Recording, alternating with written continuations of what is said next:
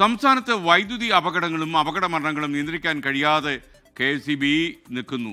Electrical ഇൻസ്പെക്ടറേറ്റിൻ്റെ മുൻ വർഷങ്ങളിലെ കണക്കുകൾ പരിശോധിച്ചാൽ വൈദ്യുതി അപകട നിരക്ക് കൂടിയെന്ന് നമുക്ക് വ്യക്തമാകും.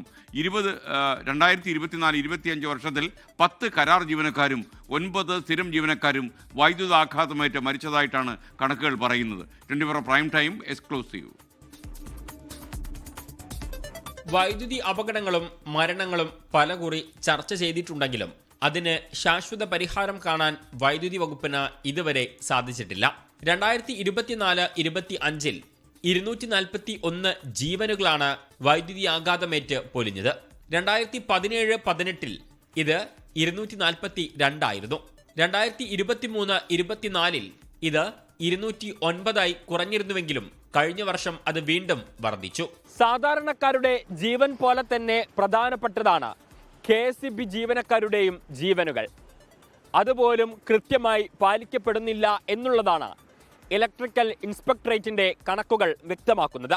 വീടുകളിലുണ്ടാകുന്ന വൈദ്യുതി അപകട മരണങ്ങളുടെ നിരക്കിലും കഴിഞ്ഞ 5 വർഷത്തിനിടെ കാര്യമായ മാറ്റമുണ്ടായിട്ടില്ല. 5 വർഷത്തിൽ 136, 133, 110, 135, 126 എന്നിങ്ങനെയാണ് വീടുകളിലെ അപകട മരണങ്ങളുടെ കണക്ക്. സുരക്ഷാ കാര്യങ്ങൾ കാര്യക്ഷമമായി നടക്കുന്നുണ്ടെന്ന് ഉറപ്പുവരുത്താൻ വൈദ്യുതി വകുപ്പിൽ ചീഫ് സേഫ്റ്റി കമ്മീഷണറുടെ കീഴിൽ സുരക്ഷാ വിഭാഗം പ്രവർത്തിക്കുന്നുണ്ട്.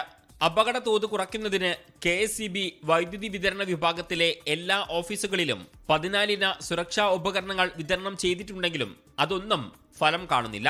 ഷഹദ് റഹ്മാൻ, 24 കോഴിക്കോട്.